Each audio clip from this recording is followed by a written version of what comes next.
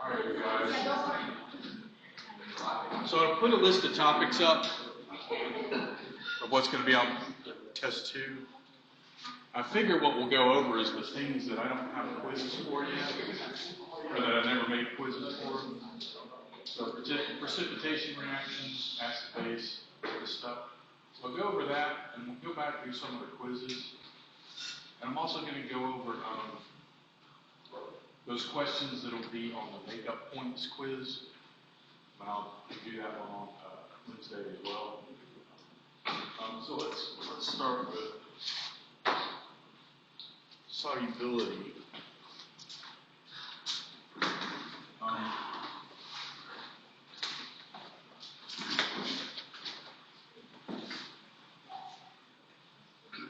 So in this PowerPoint, there's the PowerPoint. This is the solubility chart. So this is what you'll want to go by. This is in that PowerPoint, the second slide.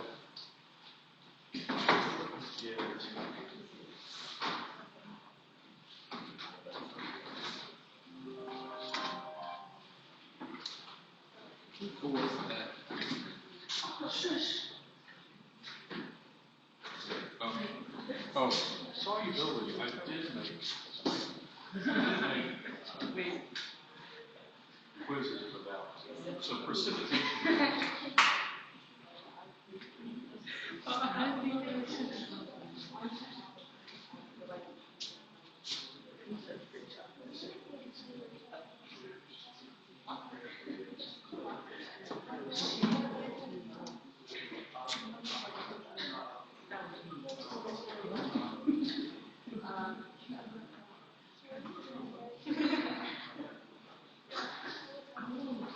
So the way these questions will be, you'll be given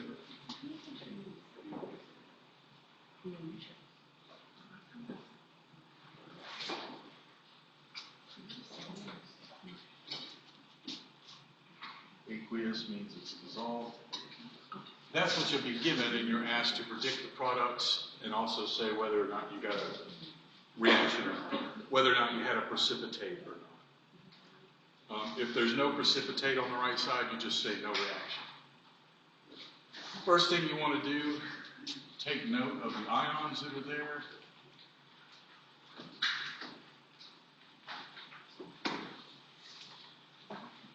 And what you're doing is you're taking this positive ion and putting it with this negative ion.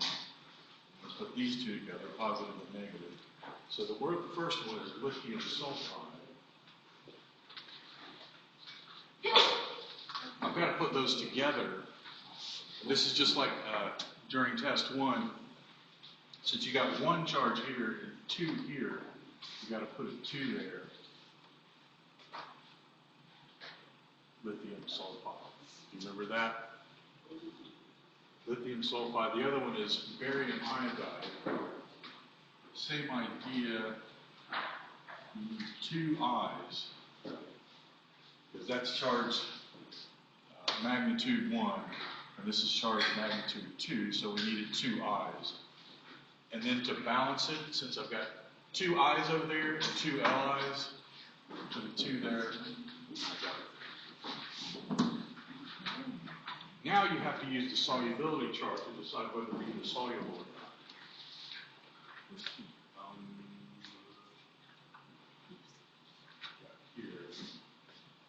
All right, so lithium sulfide.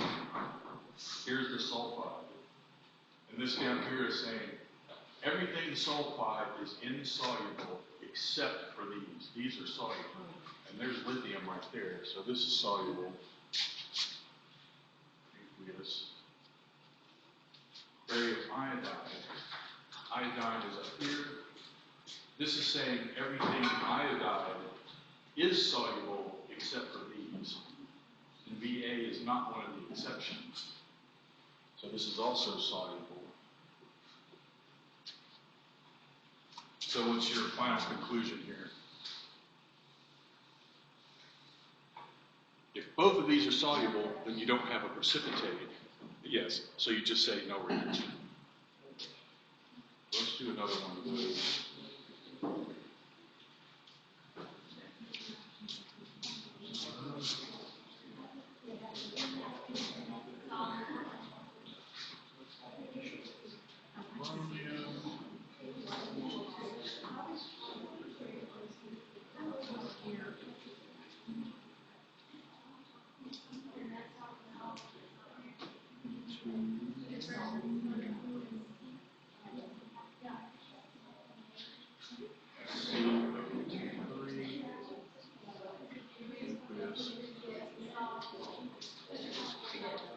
So you've got Cr2 plus, you've got a Br, which is 1 minus.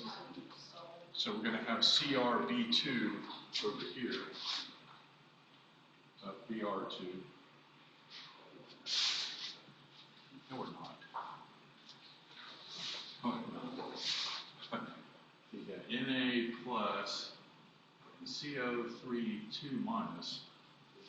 I'm giving you that chart with all the polyatomic ions in it again, but you could infer that this is charged -2 because there's 2 Nas, and you know that Na is +1. All right, so now I'm swapping these. CrCO3 plus NaBr. I've got 2 Brs over here and 2 Nas. So if I do that, it's balanced. All right, now, sodium bromide, if you go by the chart, bromide is up here. This chart will be on the test, right? Yeah, Okay. I'll give you this again. NaBr, so everything Br is soluble except these, and that's not in the exceptions, so this is soluble. All right. The CO3 is down here, so down here we're saying everything with CO3 is insoluble except for these, and that's not in the exceptions, so this is S for solid. Aqueous means it's soluble, S means it's solid.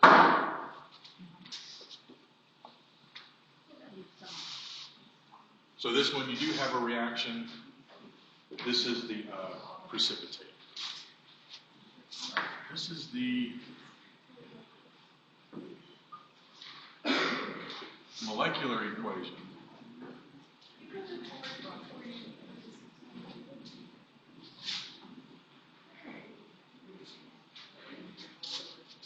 Is that what you were asking? Yeah. All right. That's the molecular equation. If you want the complete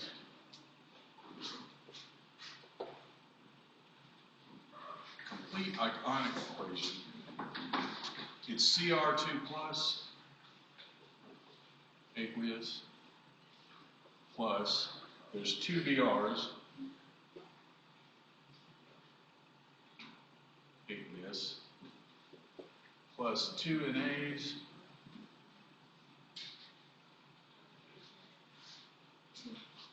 Br is negative, plus CO3 negative aqueous, 2 Na plus aqueous, 2 Br minus aqueous. And this we leave how it is. So that's the complete ionic equation. You remember how to do the net ionic equation?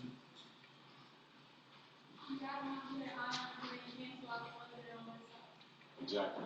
Whatever's the same on both sides, you cross out. So it's that, and that.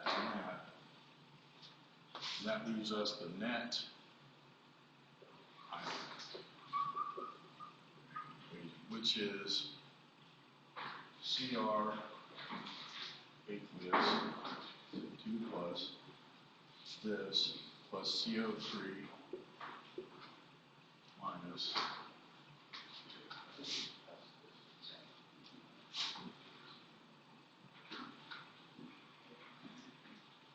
CO3 is 2. CO3 is 2 minus 3 L's.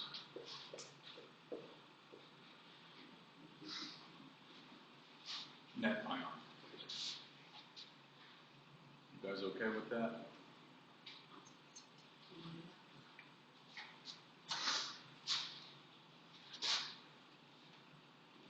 Precipitation reactions. What's next on that list?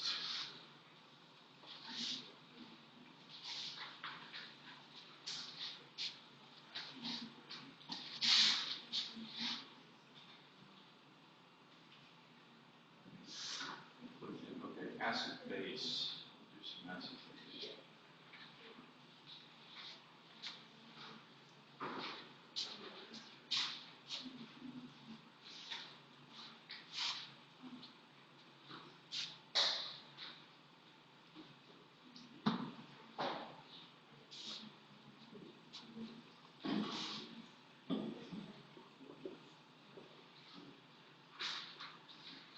For these types of questions, you'll be given this.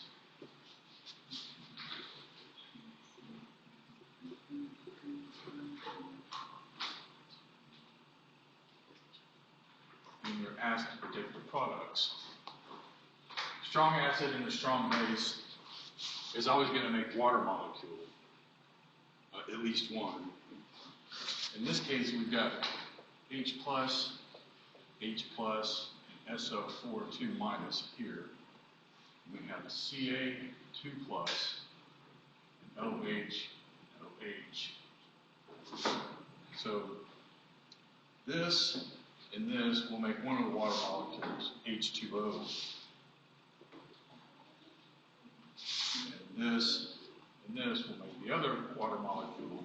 So there's 2O, liquid, L for liquid, and then calcium sulfate.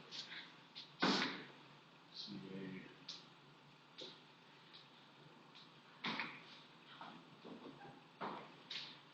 I think the solubility chart says this is partially soluble. So I'll just say liquid. Acid base. That's an acid base reaction.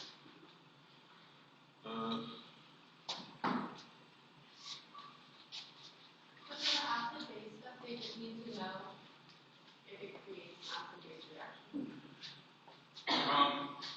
If you're not knowing. Yeah. What you need to note is that it's a strong acid and a strong base. And if you look here, I don't mind giving you guys this on the test. You can just see these are the strong acids, these are the strong bases. So if one of those is in the active side, then If it's a strong acid and a strong base, you're always predicting water and a salt. Let's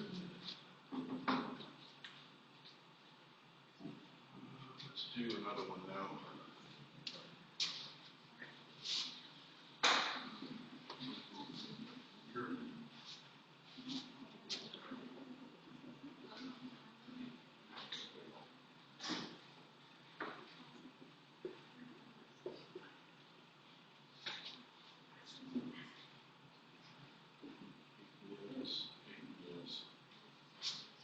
Okay, here, this is going to come apart into H+, Cl-. This will be Ba2+, and there's two OHs.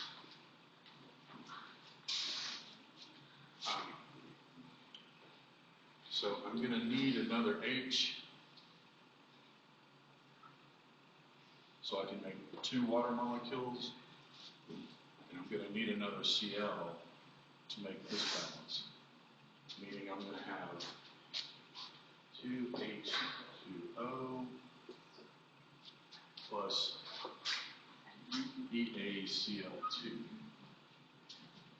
So that means I have to put a 2 here, and then everything balances. You guys okay with that? A little bit of balancing for this, but that's what you predict here. Strong acid, strong base. Barium hydroxide is on there. Yeah, there it is. So acid-base reaction. Next is the gas evolution reactions. All right. Those will always be an acid and an ionic compound.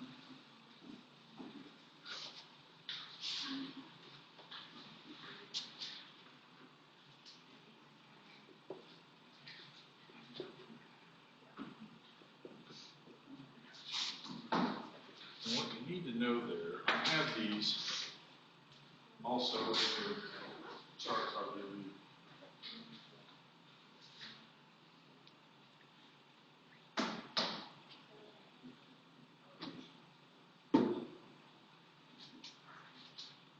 it's an older version.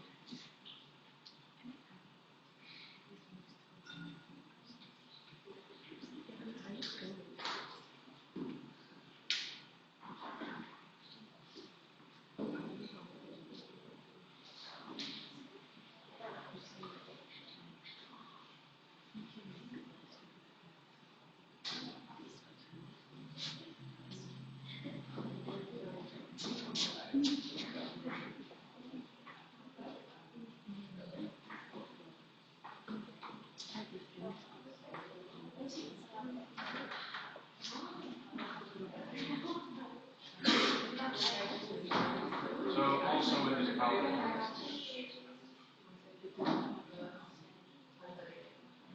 it's gas evolution. So the things you're watching out for, I'll give you that on the test too. You're watching out for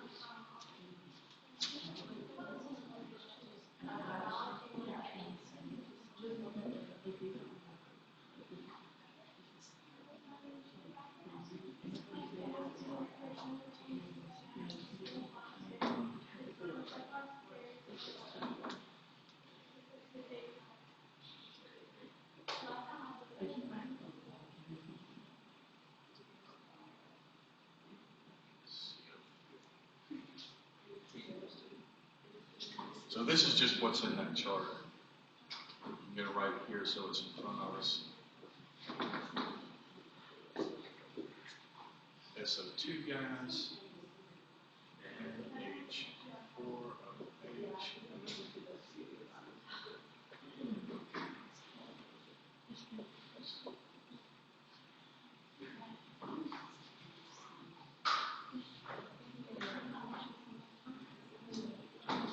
So the key here is these are gases. These are the gas evolution reactions. And the way these look as a problem to solve. HBr. These will always be an acid plus some ionic compound.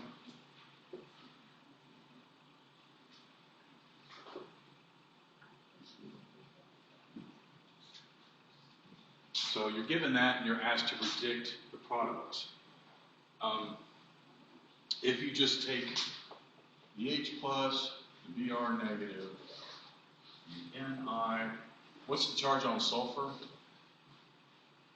It's 2 minus, and because there's just one of each of these, that tells you this is 2 plus.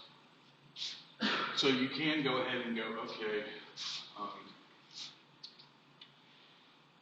going to make H2S. So it's this plus and this minus that are going together. I'm going to need 2 H's to balance the S. All right, and Na, Ni, and Br will go together. But it's got to be Br2. So 2 Brs and 2 H's. That just means I got to have a 2 there. All right. These will probably already say aqueous on them. This might be actually a solid. This one doesn't have to dissolve because the acid attacks it and makes this happen. It doesn't really have to dissolve. So that's probably going to be a solid. So look for an aqueous acid and a solid ion compound. You do your ion swap. This is a gas. This, I think, is aqueous. But what I just did was this one. So you just recognize that H2S is a gas. That's the products for this one. Let me do one that's like these, because this one has this extra step. This should have L on it. Liquid. Liquid. So let's do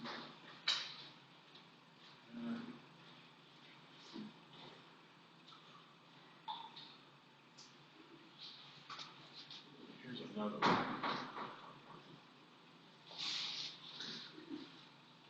have an acid. This is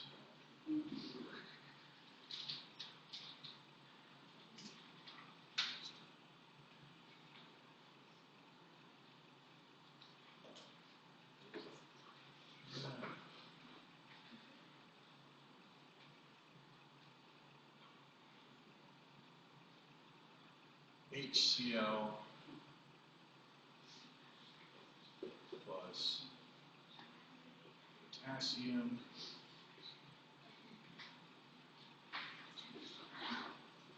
bicarbonate. Acid plus an ionic compound. This is H plus and Cl minus. This is K plus, and HCO3 minus is on that chart of polyatomic ions. So we're swapping like this. So we're going to make H2CO3. And we're going to make ACl. But this is what continues to break down. There's the H2CO3. It breaks down into a water molecule and this gas. So I just need to replace this H2O plus CO2 gas. There. That's the predicted reactants. I mean products, predicted products for that. There's just 4 of them. It's these 3 that decompose into these gases. You just have to watch out for when these show up as your product, and you go, okay, that continues to break down into. How do you know to split it into water and? I have this in a chart that you'll have for the test. So it's this that I used. It's that this was one of my products. And I went, oh, okay, that breaks down into these 2 things. Remember all of that? Gas evolution. What else we got? Redox. Okay. These I'll give you 2. This is the in my PowerPoint. Oxidation state from your book. This is from a different book. We'll do the specific heat stuff. Did I even start that? I think I started it when I decided we'll just do that on test 3.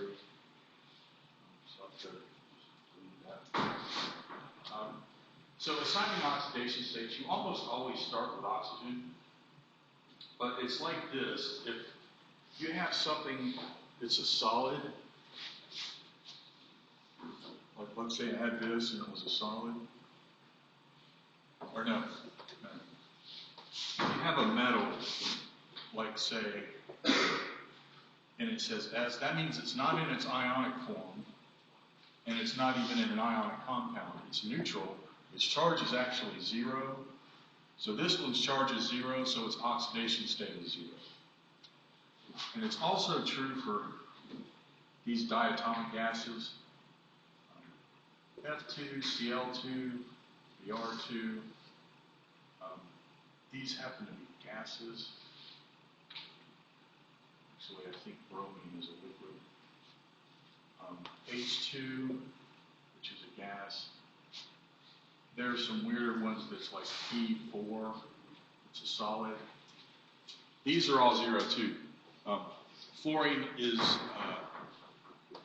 oxidation state of 0. Chlorine is oxidation state of 0.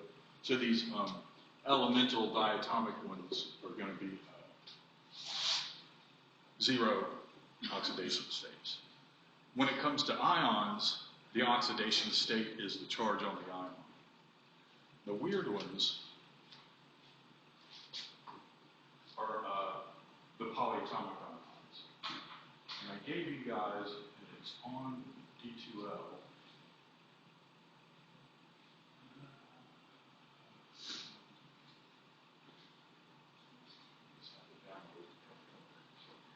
On D2L, under PowerPoints, redox reactions.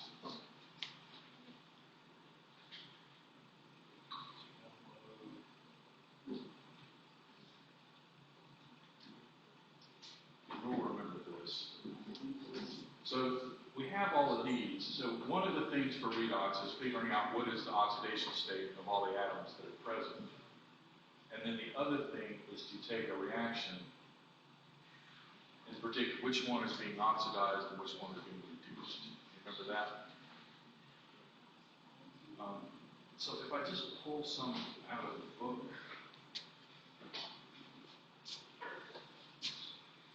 redox now.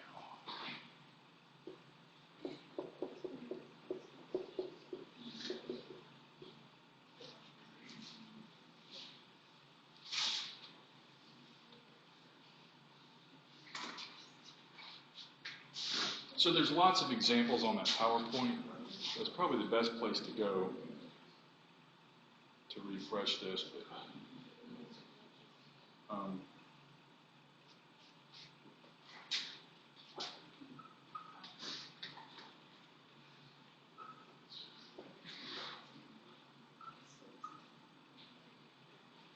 right. This one, Ag solid oxidation state is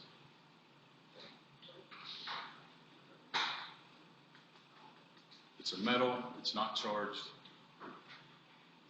0. This one, Ag plus oxidation state is +1.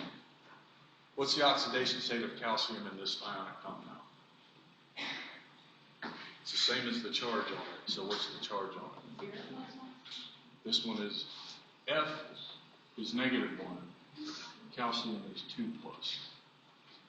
So here, calcium's oxidation state of 2 + 2, and fluorine has an oxidation state of -1.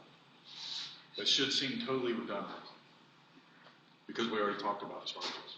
The weird ones are when you have something like CO3 to negative,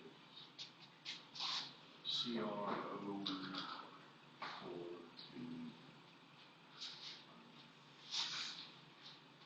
So this is when you do this, and like I said, you're almost always just keying in on oxygen. You assume oxygen is -2. We've got 3 oxygens, 2 minus, 2 minus, 2 minus. Those that add up to -6.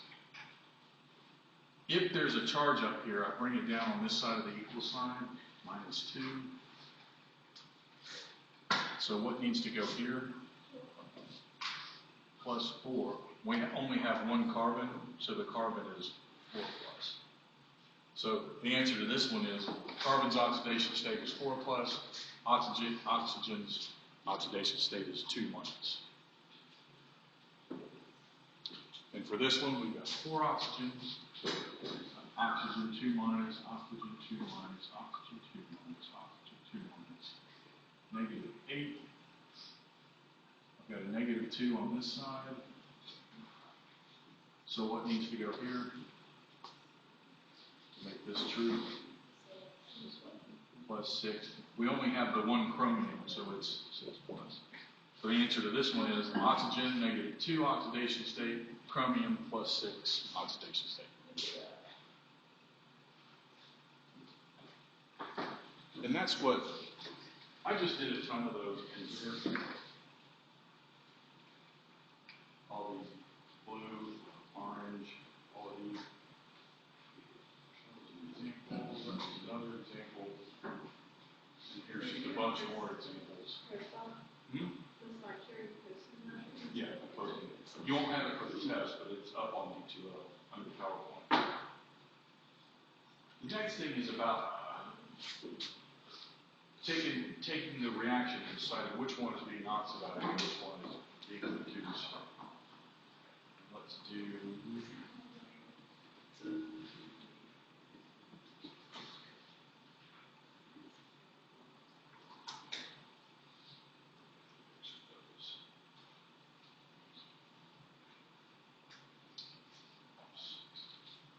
Okay. Another type of question for redox is you're given the reaction, and you're given reactants and products. And again, I've got a bunch of these as examples on D2L.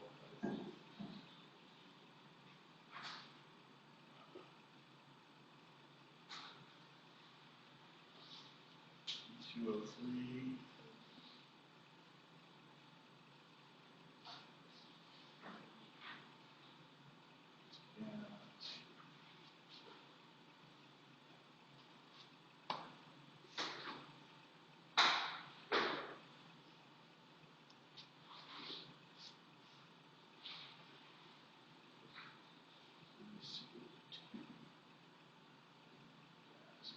For these coefficients don't mean anything for what we're doing.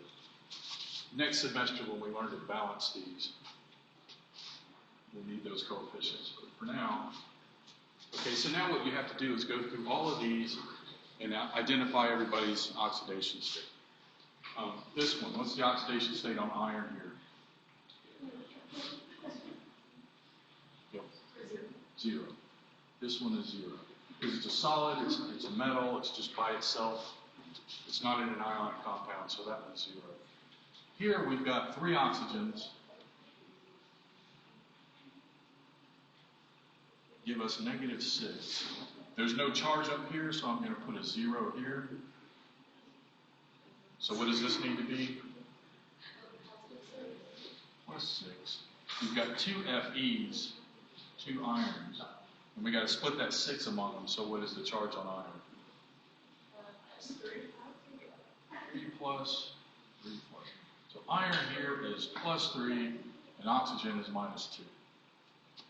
All right, here we've got 1 oxygen, that's -2. There's no charge. So what has to go here? +2. So carbon here is +2 and oxygen is -2. Got that one at 0. Here we've got 2 oxygens. So we've got oxygen 2 minus, oxygen 2 minus. We've got -4 there. No charge, so this equals 0. So what needs to go here? +4. There's only 1 carbon here, so it's +4, and oxygen here is -2.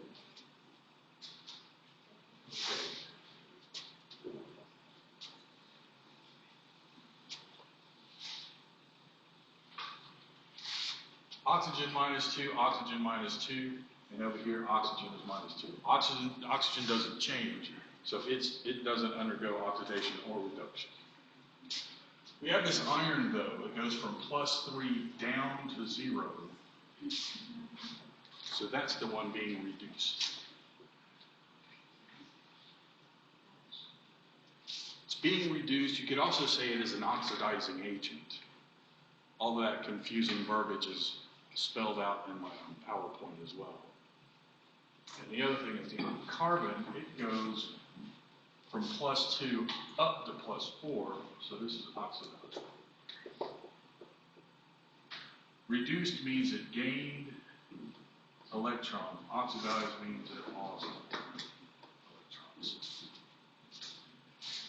So for one of these, I would say what's being reduced and what's being oxidized. And I'll have A, B, C, D. And one of them will say iron is reduced in this process, carbon is oxidized in this process. And the other one will say it wrong, and another one will do it wrong. You just have to pick the right one. You guys okay with that?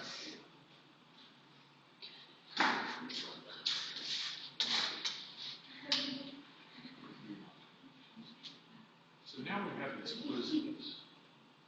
But let's start with, I think y'all want to do electron configuration. Yes. Let me do molecular shape first. Molecular shape. I'm going to give this a shot. What do you think it's closer to? It's closer to this.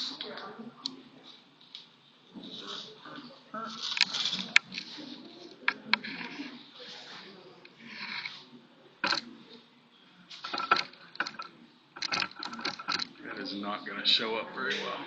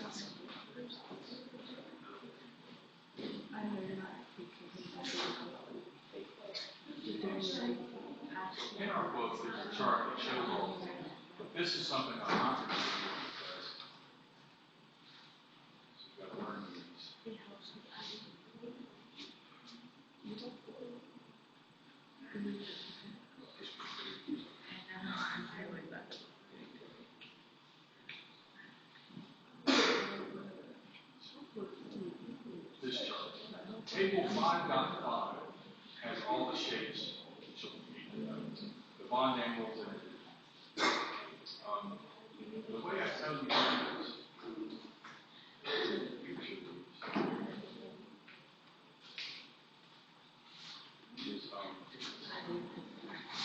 so this first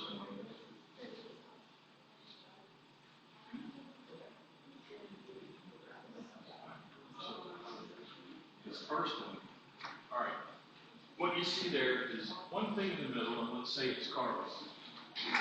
And you've got 4 things around it.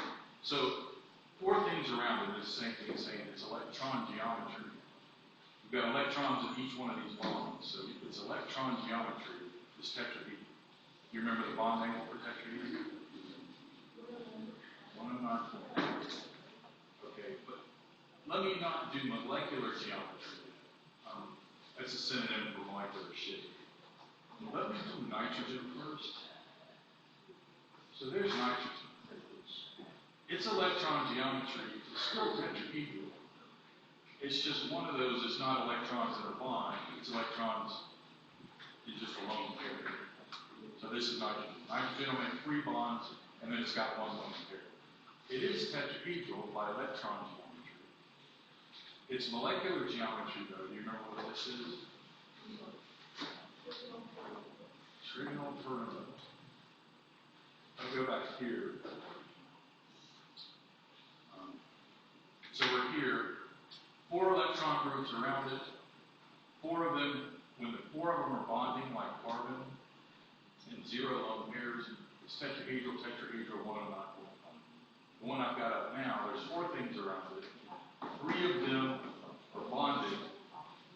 1 of them is a lone pair. That's how we get trigonal pyramid. It is tetrahedral, but its molecular shape is trigonal pyramidal. The bonding angle is still 109.5.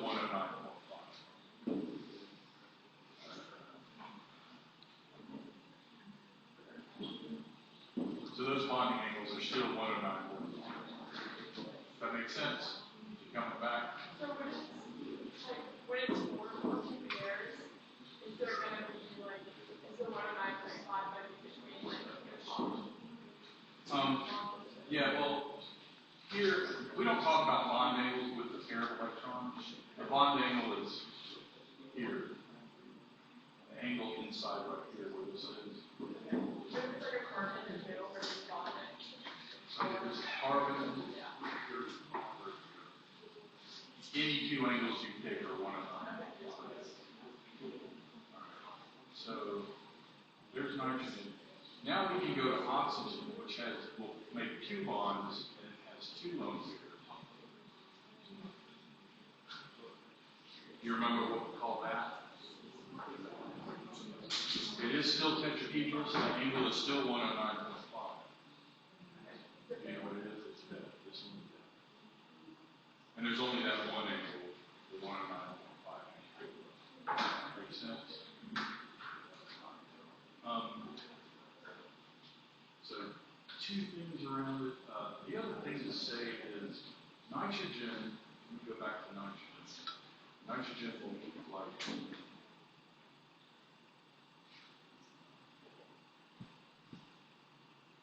there's nitrogen bonding to 3 different things.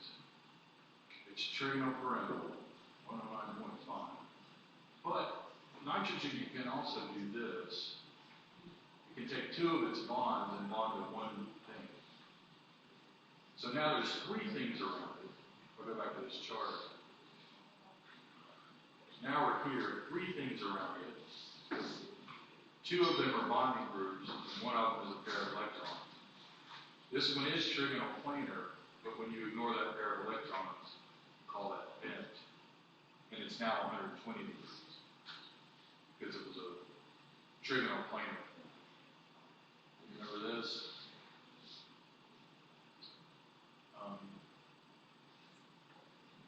I didn't put this example on the board, but this,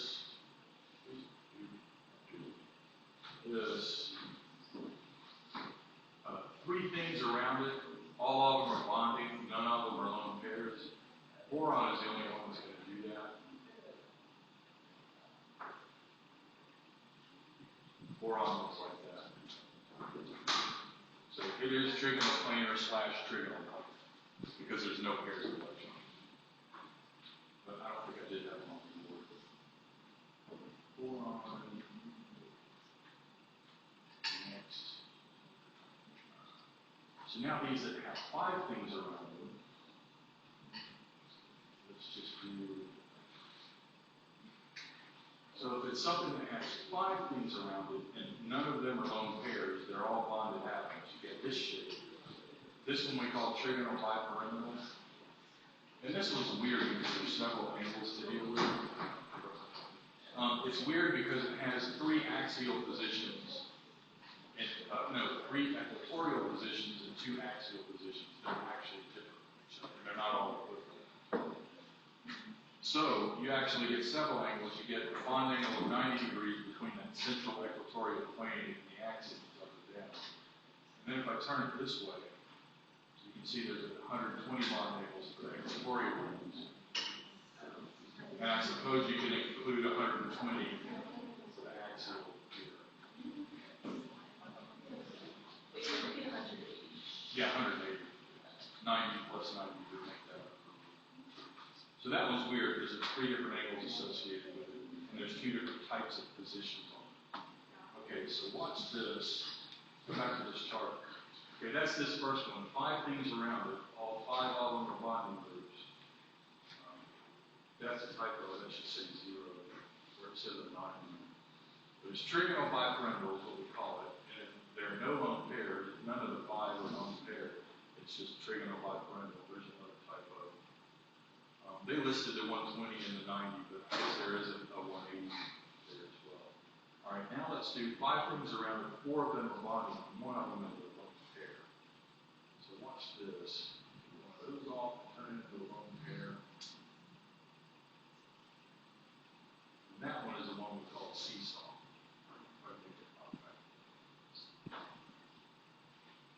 This one we call seesaw. And I guess you can just assume. I guess that was weird too. 90, 90.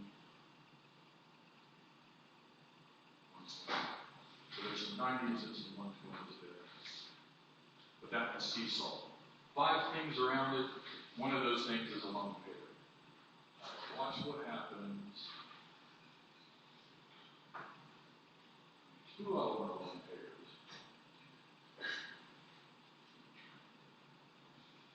That one's called T-shape.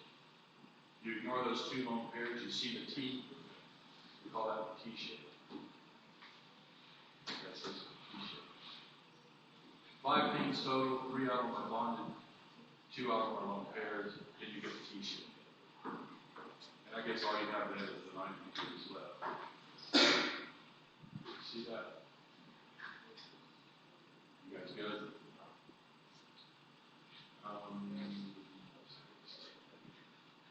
Okay, now I'm going to do 2 things are bonding groups, 3 things are lone pairs. And watch, it turns linear. No, I'll put that there. Those lone pairs end up in the equatorial positions, and then the axial positions are where the 2 bonded things go. So now you got 180 degrees. And you call it linear.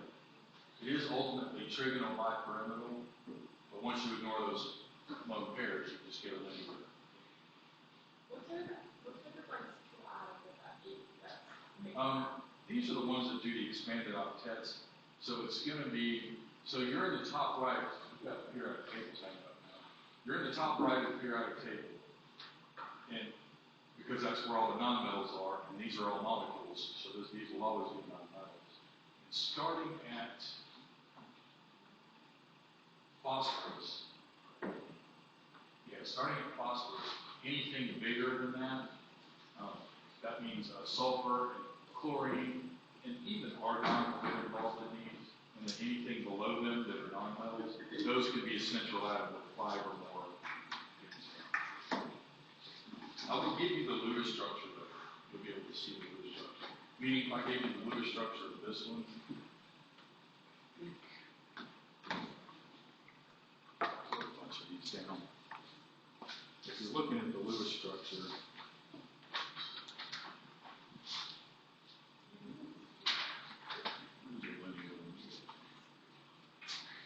saw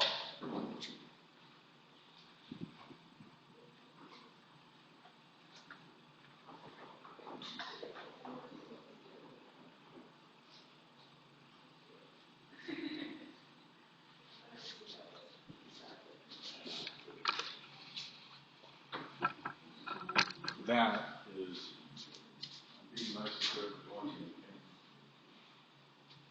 If you saw a loose structure that looked like this, actually I'm missing.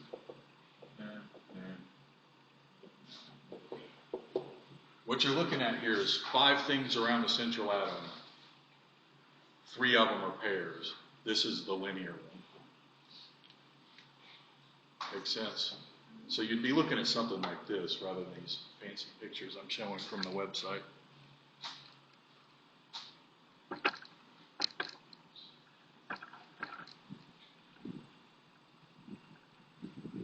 hope that shows up well enough to be useful.